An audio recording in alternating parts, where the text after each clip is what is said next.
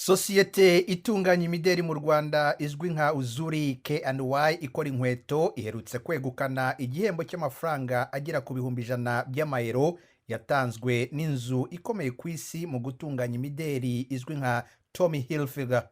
Byari muri gahunda ya Tommy Hilfiger yo kugerageza kuzamura no guteza imbere ibikorerwa mu bihugu birimo ibikiri mu nzira y'amajyambere. Muri ayo marushanwa Uzuri K&Y yari ihanganye n'amasosiyete arenga 400 yo mu bihugu 22 byo hirya no hino ku isi. Navuganye na Kevine umwe mu batangije Uzuri K&Y, ambwira aho bakuye igitekerezo cyo kubaka iyo nzu y'imideli.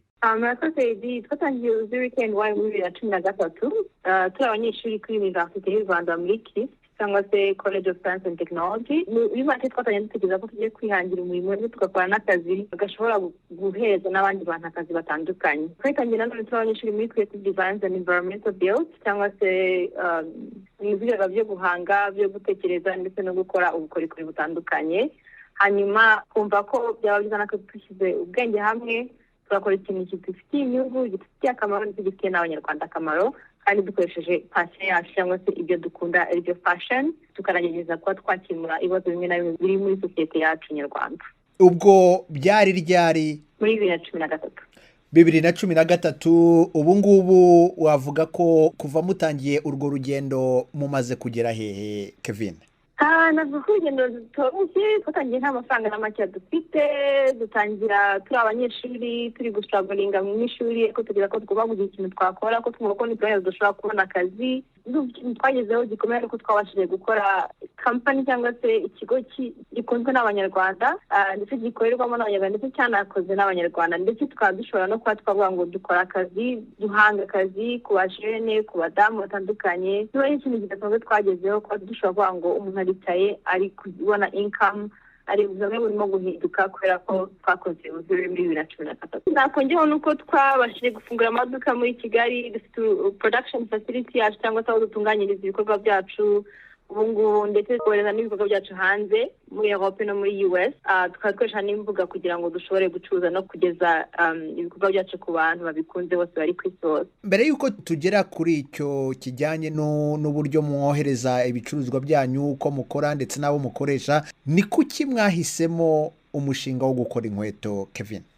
Urebye dutangiye ntabwo twatangiye tuvuga ngo tugiye gukora inkweto, twatangiye dushaka kuvuga ngo reka dushake ikintu dukemura ibibazo biri muri sosiyete yacu dukoresheje passion yacu, cyangwa reka dukore fashion house, ahantu hakorerwa ibintu abantu bambara bitandukanye. Ariko tugenda tureba ahantu hatandukanye turi kwiga umushinga wacu, tuza gusanga hari ibibazo bibiri. Icya mbere ni uko inkweto zose zari ziri mu Rwanda nyinshi rwose zari ziturutse hanze, yaba ari second hand cyangwa se cheap imports zo muri China. Icya kabiri ni uko twumva ko dushobora gukora ikintu cyahereza abajene bo mu Rwanda akazi badafite akazi muri make, badafite ubumenyi, tukabigisha, tugakorana n'izindi nganda zitandukanye zo hanze, tukabigisha bagakora inkweto zikoreye mu Rwanda zinacururizwa mu Rwanda.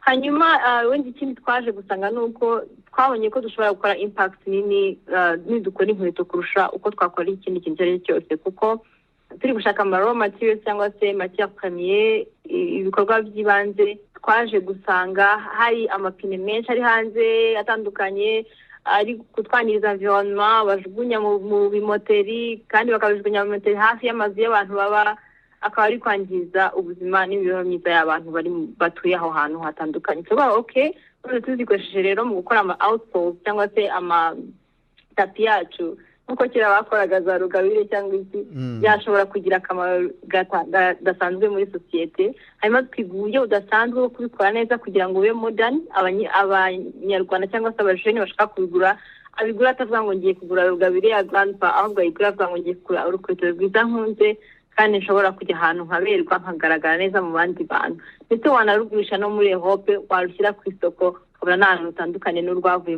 muri manufacturing company nini yo muri China.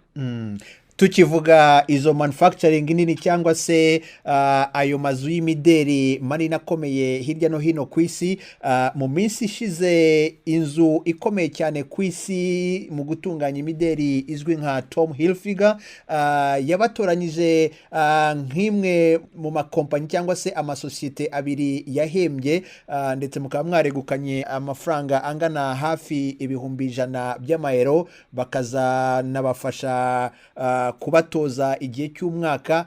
Ibi ngibi mwabyakiriye gute mujya muri ayo marushanwa mwifuzaga kugera kuki?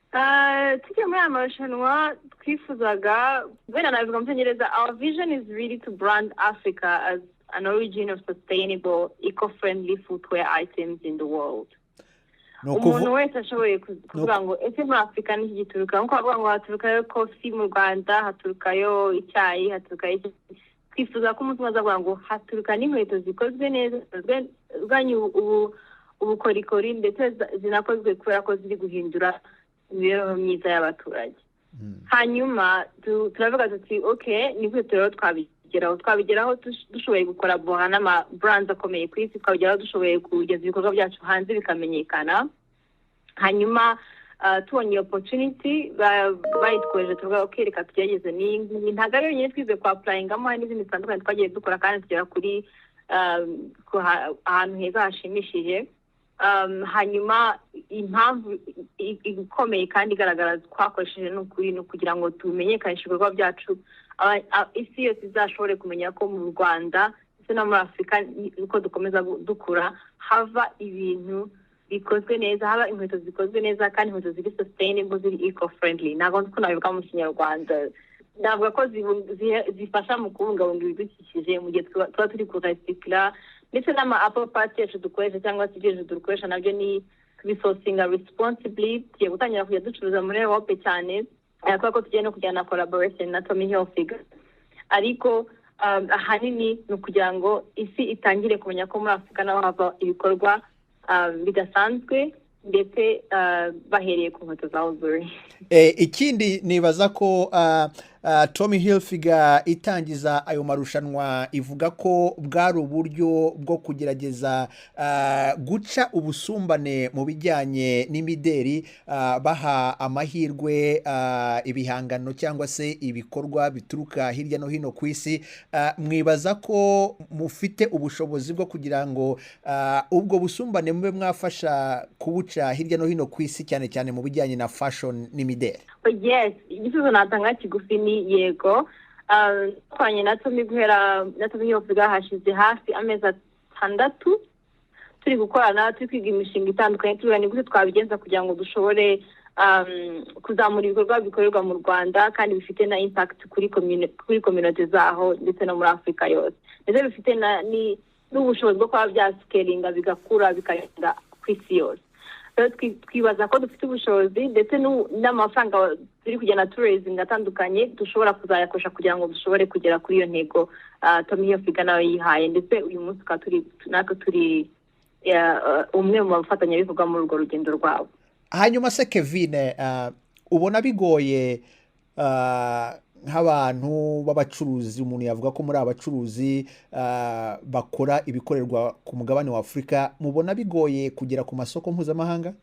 Biragoye cyane kugera ku masoko mpuzamahanga kuko aya masoko yabayeho hashize imyaka n'imyaka kugira ngo uzayinjiremo ugomba kuba uri gukora ikintu kidasanzwe gifite ikintu kigiye guhindura cyangwa impinduka kigiye gukora muri sosiyete y'isi yose. Nicyo bisaba kuri uyu munsi, kandi nanoneho usanga harimo amakampani yamaze kuba established, bafite amafaranga menshi yo kuba bashora bakaba bakora marketing nyinshi cyane. Amakompanyi yacu aracyari matoya, bisaba ko kugira ngo ubona ubufasha budasanzwe kugira ngo ushobore kuba wagera kuri marché zikomeye nk'izo ngizo. Birakomeye ariko birashoboka, niyo mpamvu twatangiye urugendo natwe n'aba partners bacu. Mu byo Tom Hilfiger izabafasha ni ukubahugura no guhugura abakozi banyu. Ibi ese byaratangiye, icyo mwifuza cyane kuba mwakungukira ku isosiyete nk'iri ikomeye cyane ku isi ni nk'iki? Byaratangiye, twatangiye hashize hafi amezi 6 turimo gukorana. Twakoze icyo twita design sprint, turi ku designing amaproje twifuza gukorana nabo ashobora kuduteza imbere. Hanyuma ikindi nuko ikintu cya mbere wenda hari ibintu bitatu twavuganye nabo tugomba gukorana nabo, harimo kuba twanashobora gukora kuba twakora collaboration cyangwa se kudesigninga products ushobora gucuruza ya Tommy Hilfiger na Uzuri ishobora gucuruzwa ku isi hose. Hakabaho n'iyo mentorship yo kugira ngo dukorane no kwiga management business muri INSEAD aribo ba partners babo bafatanyije muri kino gikorwa. Hakaba harimo no kuba twabigiraho bisanzwe rwose, kuba twahamagara umu executive wo muri Tommy Hilfiger twamubaza ikibazo kiniki twagikemura gute guhera kuri CEO kugera ku muntu wa nyuma. So ni ikintu kidasanzwe kuri twebwe. Hanyuma se Kevine kagira impundu, hari icyizere cy'uko umunyarwanda cyangwa se undi muntu wakwifuza kuba yagura urukweto rwanyu mu minsi iza ashobora kujya muri outlet ya Tommy Hilfiger hirya no hino ku isi akaba yarubonamo? Birashoboka cyane. Yego, ni byiza cyane. Hanyuma se usibye isoko mpuzamahanga mushaka kwibandaho cyane, mubona mugerageza guhaza isoko ryo mu Rwanda ndetse n'iryo mu karere? Mu minsi yashize muri 2020 na 2021 isoko twacuruzagaho mu Rwanda ryariyongereye kubera n'abantu benshi basigaye baguma mu gihugu, cyangwa se basanga import zagiye zigabanuka kubera ino turimo ya COVID-19. Yariyongereye, gusa ntabwo twarangiza kugera ku isoko yose dushobora guhaza. Hari abantu benshi tutari twaha products zacu, ariko aho tugeze turahishimiye cyane. Uyu mwaka naho turi guteganya gutangira muri regional market, tugatangira muri Kenya, tukalaunchinga iyo market yacu ya mbere muri Africa, hanyuma tugakoresha na strategy ya e-commerce kugira ngo dushobore kugera ku bandi bose muri yaba ari hanze ya Afrika cyangwa se no muri Afrika, mu gihe dukomeza gukura no kubona ubushobozi bwo kuba twagera ku yandi masoko physically. Kevine kagira impundu, nagira ngo ngushimire cyane kubw'akanyu uhaye Ijwi ry'Amerika kugira ngo tuganire kuri iyo mishinga yanyu. Urakoze cyane. Murakoze cyane.